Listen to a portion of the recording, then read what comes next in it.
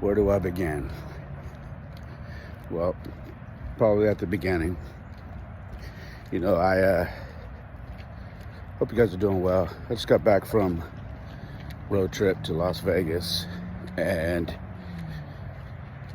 man, there was we made some beautiful memories there.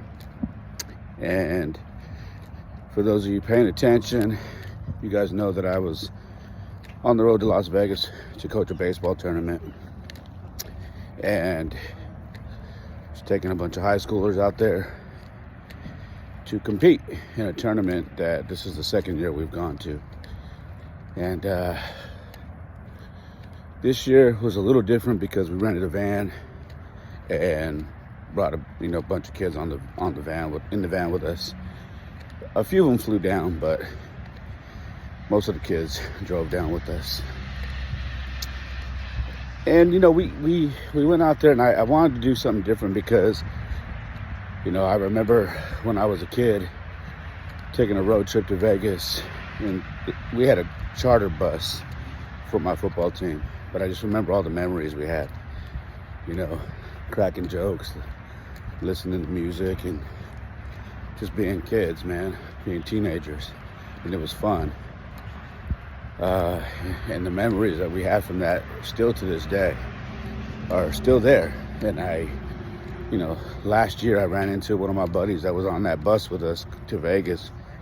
I think I was like 14 or 15 years old. And literally last year just ran into a buddy of mine that was on that bus with us. So these memories last forever, and we were cracking up about it.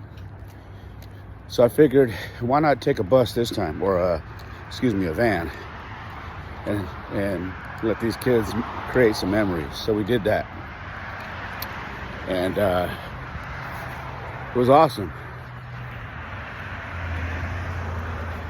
We had a good time. The kids, I thought they would go to sleep after a couple of hours into the drive, and nope, they sure the hell didn't. They were up the entire 9 hours, listening to music, playing games on their phone, laughing, cracking jokes, telling stories, recording funny videos. It was fun. We ended up drawing an 8 a.m. game our first day there. So that's why we had to leave early on Friday. But it was, it's a long drive, but it was fun. But I knew that 8 a.m. game was going to be like, oh man. Even though we got home or got to the hotel in time for them to get like 6 hours of sleep, I was like, yeah, this might be a tough one. So we got there, and we were in the game for a minute, battled back. It was a pretty decent team. It was probably the best team that we had faced all weekend. Like, looking back in hindsight, that was the best team that we faced. And if we didn't make the few mistakes that we did, we probably win the game. But we ended up coming up short. And the weekend just turned into a weekend of us just not hitting the ball. And I always tell the kids the greatest equalizer in baseball is hitting. Because if you're hitting, you can overcome everything. You can overcome making mistakes. You can overcome a deficit. You can overcome most things if you're hitting the ball. Because if, let's say, you go and play defense and you have a bad inning. Well, it's only a bad inning if you can't overcome it. Because a team that's hitting the ball can usually overcome a bad inning. They get up to bat and boom. They start raking. Next thing you know, back in the game. That's why I always say the greatest equalizer in baseball is hitting. Now, our first 3 games, we went through a period of time where we had 9 total hits. I'm not talking about 9 hits in one game. I'm talking about 9 hits combined in 3 games. And for those of you who know baseball, and for those of you who don't know baseball, 9 hits in 3 games is not cutting it. And you aren't going to win very many games like that. And so we had some issues, you know. The crazy thing about it is that even with just 9 hits, we were still in the game. We were still competing. We were still in the mix to actually win these games, which is really crazy because that tells you if we had done our job and hit the ball, we go 3-0. But that just wasn't the case. So instead, we're sitting here 0-3 going into Sunday night and having to win a game in order to keep playing on Monday. So we have the last game of the day, Sunday night. We're playing a team from Las Vegas, and we're actually, all of a sudden, our bats wake up. You know, the bats are active. We're active on the bases. We're scoring. We're hitting, and we come back from a 2-0 deficit. So now it's 2-2, and then we start scoring runs pretty much every inning. So we go up 5-2, and we're completely shutting this team down. Not really anything they're able to do. As long as we keep handling our business, we should put this team away, win, and be able to play at least one game on Monday. And then, you know, guys, I don't even know how to say, then the improbable happened. When I say the improbable is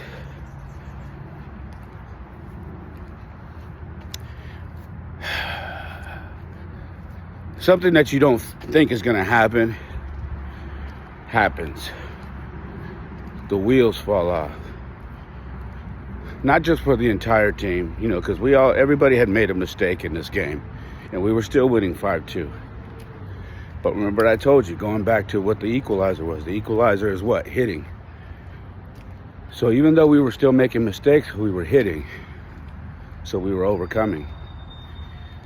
But we get into a situation where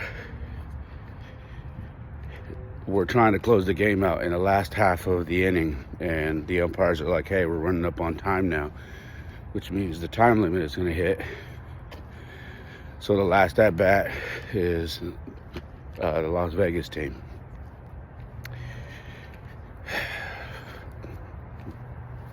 We go into that inning, we get an out, 1 out.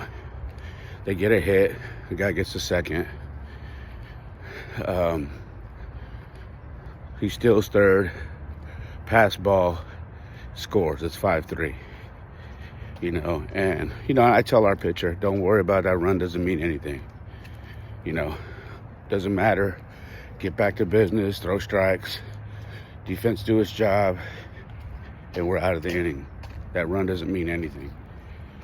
And then, sure enough, you know, we make a mistake. We put somebody on base.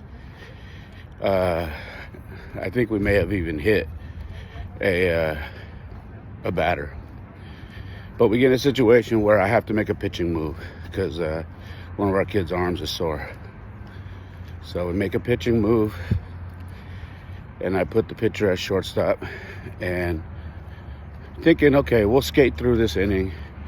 You know, he's probably got to make one or two throws, and we'll be out of the inning.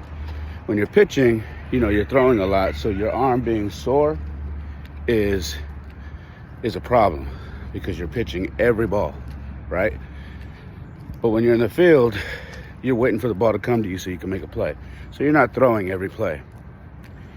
So I moved the pitcher to shortstop, and but we do notice he's kind of moving his arm around like he really is sore. And you know, one of the dads was like, hey, look at his arm. Don't know how stable he is over there. Maybe you should move him because it looks like his arm is really still bothering him. And one thing you need to know about me as a coach is I'm a father first. So when a father expresses to me that their child looks like he's having some arm issues, I pay attention to that, because there are a lot of coaches who don't, and they end up running kids into the dirt, and these kids end up getting serious injuries. And I never want to be that coach. So I pay attention. I always ask parents, what's your son's limit? If they pitch, what's their limit? What are the different things that they're dealing with, so I know the signs. So when this was told to me, I said, yeah, we'll make a move. So moved him to the outfield, took the first baseman, who is a natural shortstop, put him to shortstop. Or actually, I put the shortstop at third, and I put our third baseman at first, because he's a natural first baseman. And then I moved the first baseman to short, because he's a natural shortstop. So we're square. We got 1 out, 2 on, and we got a really good pitcher, guy who's dealing. So we're ready to go. And tell everybody, hey, just lock down, let's get 2 outs, we're out of here, And we get a ground ball. Taylor made double play to get out of the inning, win the game, and it goes right through the shortstop's glove. Just literally reaches down to get it. All he's got to do is field it, toss it to the second baseman, touch the base, throw it to first. We're out of the inning with game over. And he misses the ground ball. 2-run score. So they tie the game. So now it's 5-5. The kids are visibly devastated. I, as a coach, I try my best. I'm not perfect. I try my best to not be visible when I'm showing emotion. So I kind of walk away, turn my head, and walk to the deep part of the dugout so nobody on the field can really see me. I take a deep breath, and I'm like, well, let's play for the tie. That's all you can do at this point. I'm like, all right, guys, got to get 2 more outs. Mind you, there's still 1 out now. So the next batter gets up. Runner still second. Runner still second. And I believe there's another pass ball. Gets to third. We get an out. Boom.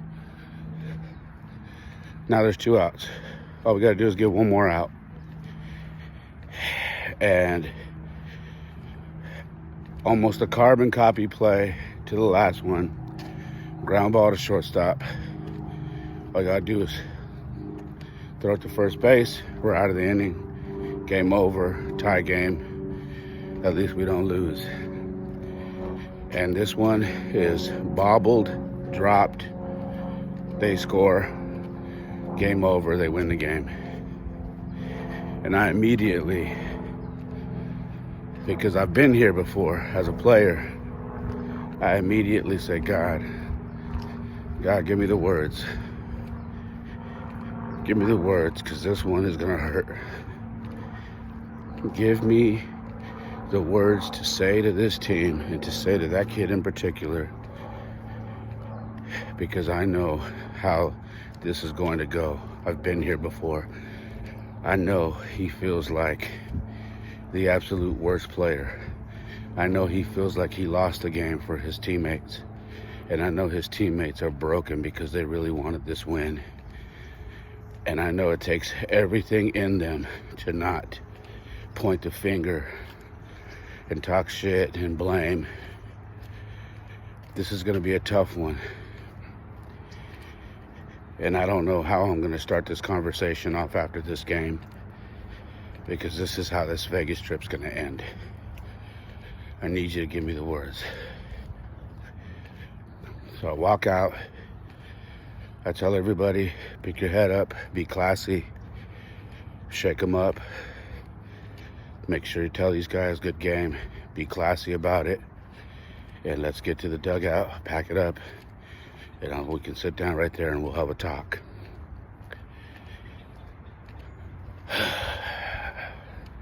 I sit down on one of the buckets that I have, and I'm like, everything seems like it's going in slow motion. I'm watching all the kids, put their stuff away. More than a handful of them are in tears.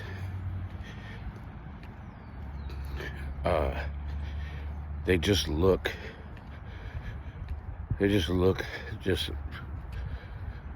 let down. Spirits are in the dirt, and I'm just watching them, and I'm waiting patiently for them to gather their stuff. And when they're just about done, I say, okay guys, bring it in tight. I don't want anybody sitting off in the corner. Let's get in tight. Let me talk to you guys real quick. I said, nothing I'm about to say is going to make this better, because I know this hurts. There's nothing I can say to take away the pain that you guys feel right now. So I'm not going to pretend to have the words to make you guys laugh and smile and all that.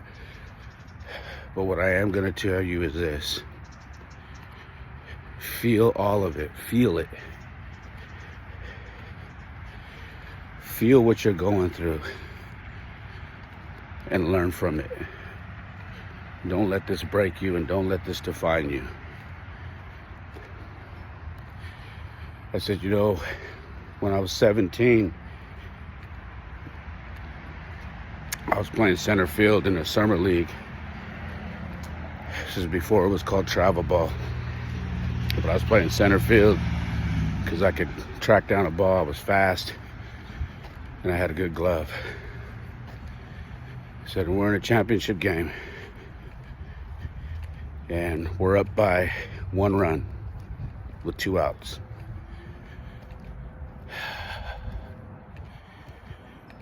And I remember this game like the back of my hand. I'm 50 years old now, and I was 17 when this happened. So 33 years ago. But I remember it like it was yesterday.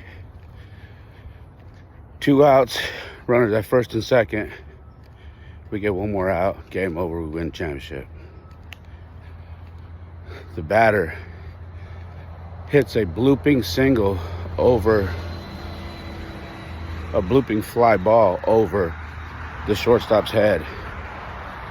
I come sprinting in.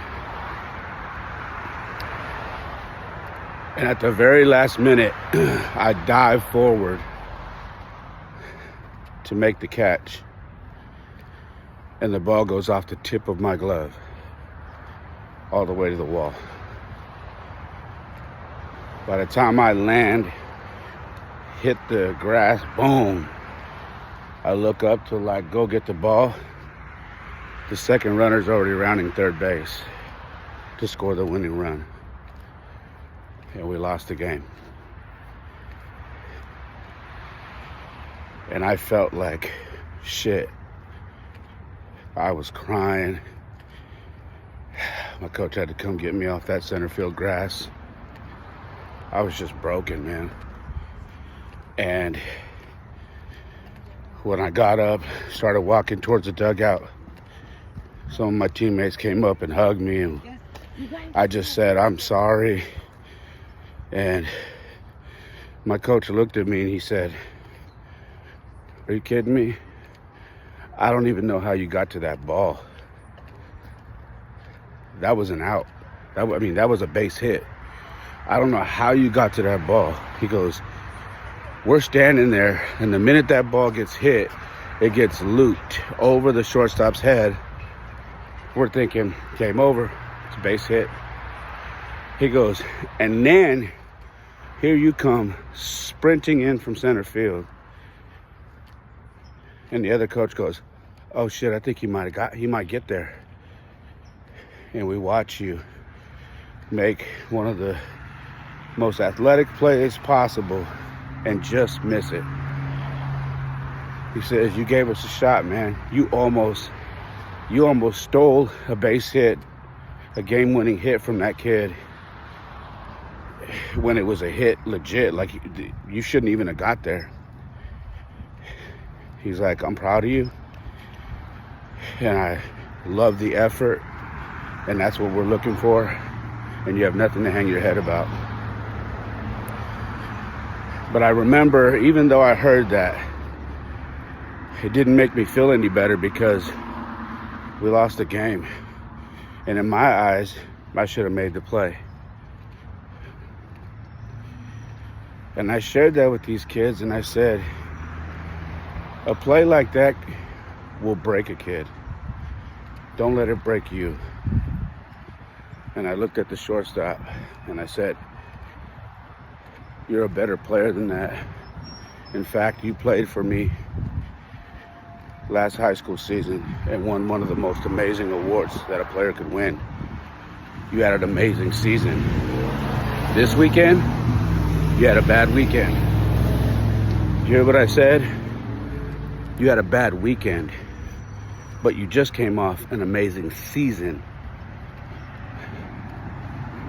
I will take a bad weekend over a bad season any day.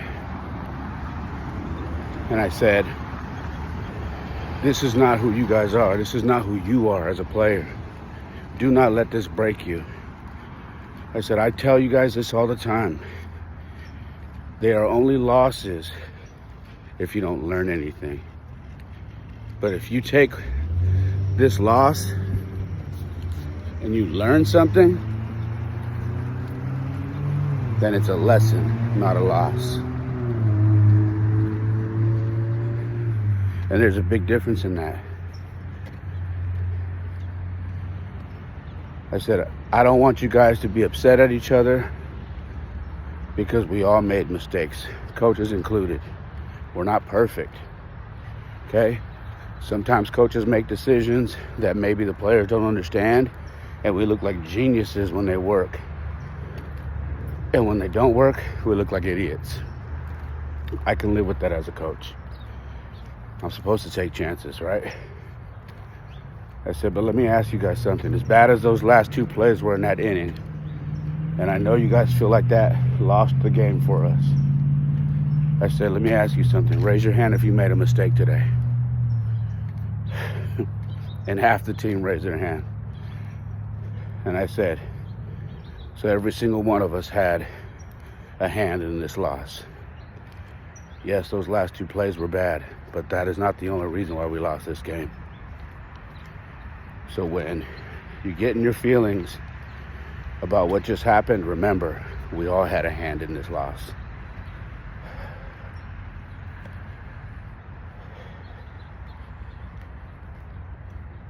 I said, you guys are going to go into high school now, and I pray that you guys continue to work, get back in the gym, stay training, and be ready for your high school season. I want all you guys to have an amazing high school season because you deserve it. Take care of your injuries. Go give mom and dad a hug. And I'm proud of you guys. I said, I love every single one of you guys that came on this trip. And although we didn't get the outcome we wanted, we created some memories, right? Some good memories. All right, yeah, it would have been nice to win this thing, but it is what it is, okay? I went up to, we did a break, and then I went up to the shortstop because he was just so broken and crying, and I gave him a hug, and I told him, I love you, man. I said, you've been playing for me for a while now. I said, and if I had the chance to put you back in that situation to get back on the horse, I would do it again. because I believe in you. You're one of my favorite players. Please don't let this game break you. Let it make you be better. Let it make you go to the gym and work harder and perfect your craft. Don't let this destroy you, dude. Who gives a shit? It's over. I love that you care about the game so much and you put so much pressure on yourself to be great. But we're human. Sometimes shit like this happens. And now that it happened, you're going to be that player to be able to help the kid who goes through this now. I said, because remember this is not going to be the last time this happens. You're going to be on a team where this is going to happen to another player. And you're going to be the veteran to say, man, come here, let me talk to you, bro. Let me talk to you about my trip to Vegas one year. And you're going to be able to help this kid, whoever it is, get through this same situation. You understand? The only reason why I'm able to talk about this and help you get through this is because I've been there. So take the lesson, wear it. I'm not going to lie to you. This is going to hurt for a minute. You're going to go back to the hotel. You're not going to be able to sleep. Chest is going to hurt. Head's going to hurt. You're going to feel like the worst player in the world, but you're not. It's just going to sting for a while until you get back in the game and start your high school season, get your first hit, make your first put out, then you're back in business. Got it? Don't give up. And he said thank you, gave him a hug, and we went on about our way. Me as a coach, I couldn't sleep, man. I sat up and just thought about the things that maybe I could have done better as a coach. I replayed a lot of things that we did in my head. Were they the right decisions? Were they not the right decisions? And a couple of the parents stayed down with me in the lobby, had a drink with me, and we just talked. And I didn't go to bed until like 3 a.m. that night. And then we went to get something to eat. After we checked out, had good conversation with all the kids who were riding in the van. Put smiles back on their faces, and then we hit the road back to San Jose, Bay Area, and it was good. They were laughing again. They were making videos. They were singing rap songs. They were wrestling. They were doing all of that, and they were kids again. See, one thing that I always tell myself is this: these are kids. Yeah, they want to. They want to make the plays that you want them to make, and they're damn sure trying to. But at the end of the day, they're kids. They're not perfect. And so I tell myself that and remind myself, when you're getting your feelings about stuff, they're kids. Don't be so hard on them. You think they wanted to make an error? You think they wanted to lose this game? They're kids. I guess the lesson in this story, this episode is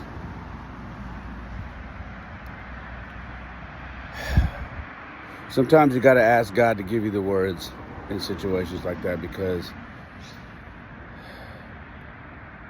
sometimes things that happen in life are so difficult, and you get into a situation where you're like, I don't want to say the wrong thing, because you know that this talk is going to be a talk that they remember forever. So sometimes you just got to reach back into your faith and say, God, help me out. Tell me what I'm supposed to tell this kid right now, because I don't want to say the wrong thing. And that's what I did. And I'm glad I did, because I feel like I gave him one hell of a speech. And in fact, one of the parents told me, I was able to kind of stand by the dugout and listen to your speech, and it brought me to tears. And that made me feel like, all right, you said the right thing. Maybe this is going to be something that's long that lives long within them and helps them to get a better ball player and a better person. God willing, right? I love you guys, man, and the coaching journey continues. Getting ready to go into the high school season now. So, new school, new team, new vibes. You know how it is, man. I love you guys. Have a wonderful, wonderful day. And like I always say, my life isn't perfect. Oftentimes it is a mess. But for me, it is a perfect mess. Peace.